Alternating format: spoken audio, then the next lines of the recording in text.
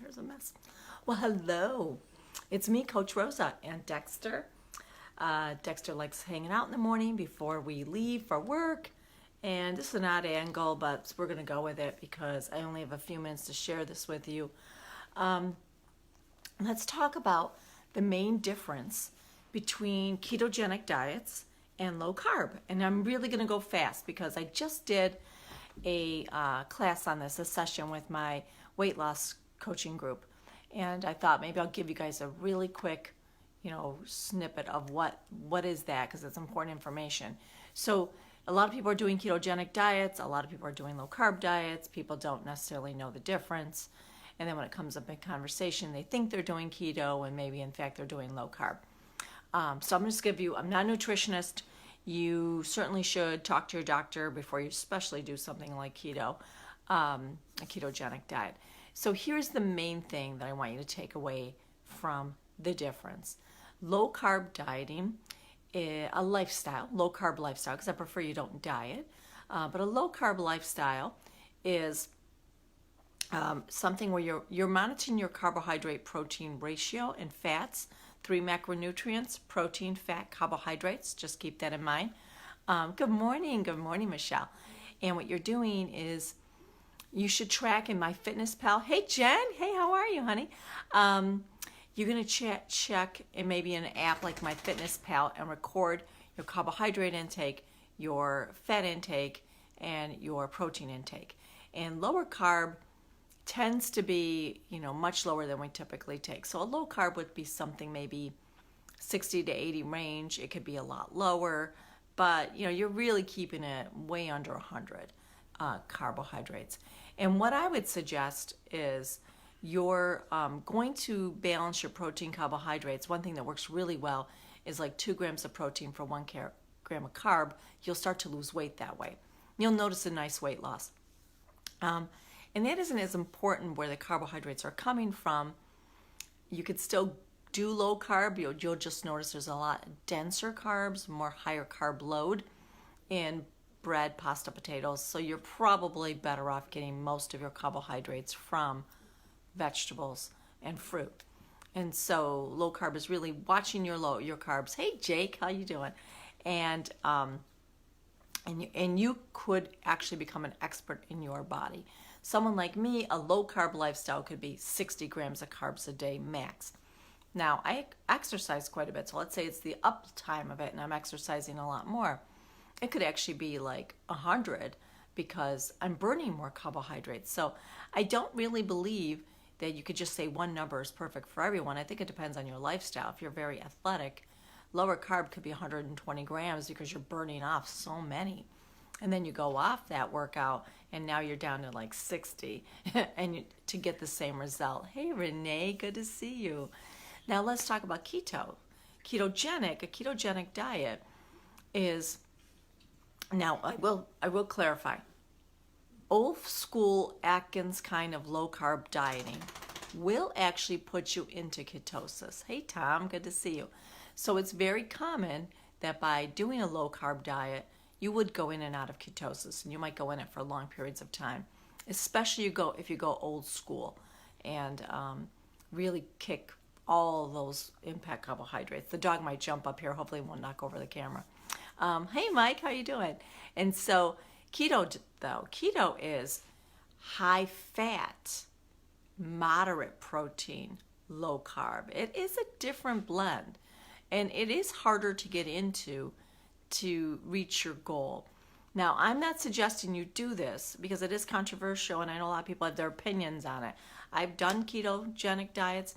I felt phenomenal. I felt energized. I had a lot of my mind was clear and I liked the feeling it gave my body. But I will tell you, it was a major, major effort to get into ketosis and stay in ketosis.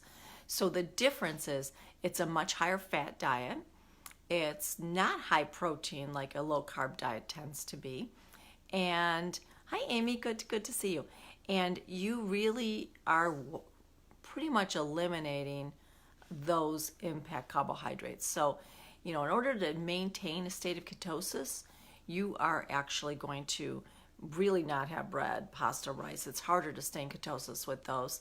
You're really keeping it to veggies, protein, and some fat, and lots of fat. So avocados and olive oil and butter and bacon, all those things show up in your ketogenic diet. Hey, April. Now, I'm not saying you could do it very clean, but let me tell you this. This is my feeling about a ketogenic diet, and this is what I want you to take away from this, because you could play with low carb and you'll be fine. You don't want to play with ketogenic. You don't want, and when I say play, I mean you're either in or you're out. Don't just dabble, because you are eating an enormous amount of fat. And you shouldn't be saying, oh, I'm half the day I'm in ketosis and now I blew it for the rest of the day. Now I'm eating pizza for the other half of the day. I'm very concerned about what happens to somebody who actually, just plays with that, because there's a dynamic that happens, guys. When you actually go into a state of ketosis, or even when you get into that fat burning mode where you have a nice chemical reaction within the body, your body knows what to do with the fat. Hey, Denise, good to see you. Your body knows how to burn those calories. Your body knows how to stay in a healthy balance.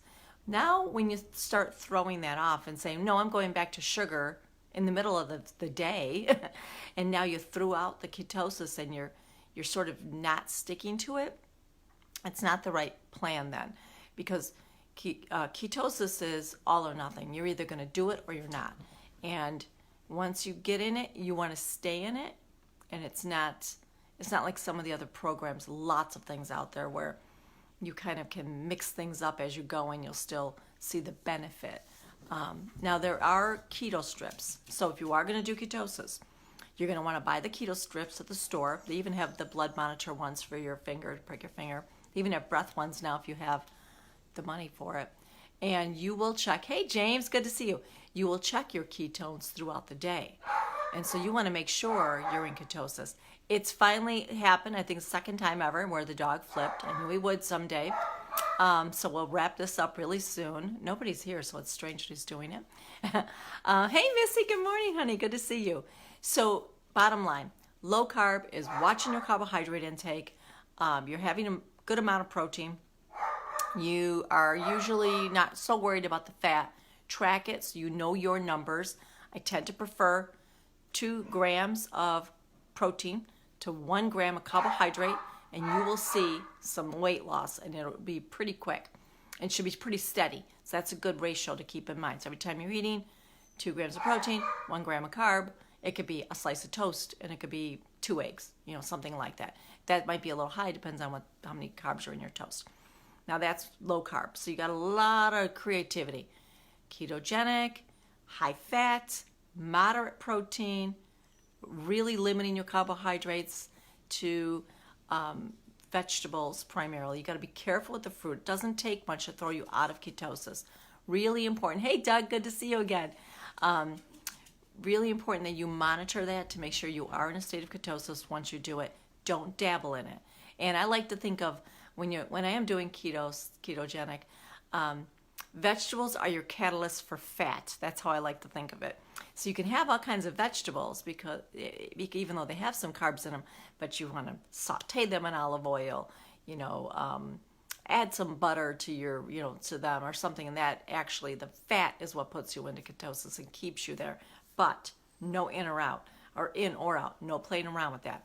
So it's not like the 80-20 rule with what I always say about naturally thin people. If you're doing it 80% of the time, you're doing a great job. You will be very successful in the long run. But when you're doing something like messing around with that balance and putting yourself in a state of ketosis, it's not 80-20. You aren't going to go randomly in and out when you're trying so hard. You'll be in it for a while, and then if you throw up a monkey wrench like, I'm going to have chocolate cake every day in the middle of the day, then don't do ketogenic, because that's not going to work. You're going to really mess things up in your body. So I hope that makes sense, guys. Feel free to ask me questions. Like I said, I'm not a nutritionist. I'm just giving you my really quick evaluation of what the difference is. And I'm not saying one's better than the other. I'm not giving you there are studies, podcasts, go on a podcast if you have the app, and ketogenic, look up ketosis. You'll find all kinds of great information around it. I do like Fat Burning Man's podcast. He's awesome. I love anything Tim Ferriss does because he's great at hacking through the bottom line. He has a really good interview on there with a scientist. I want to say his last name is D'Agostino. Really good guy. So I learn a lot from listening to some of those guys too. I hope you have a great day. Thank you for listening today. Share my video if you found it useful. Please share it. And like my page, Mind Over Platter. Please like my page. So great talking to you guys. It's your coach, Rosa, and I hope you have a beautiful, healthy day. Bye-bye.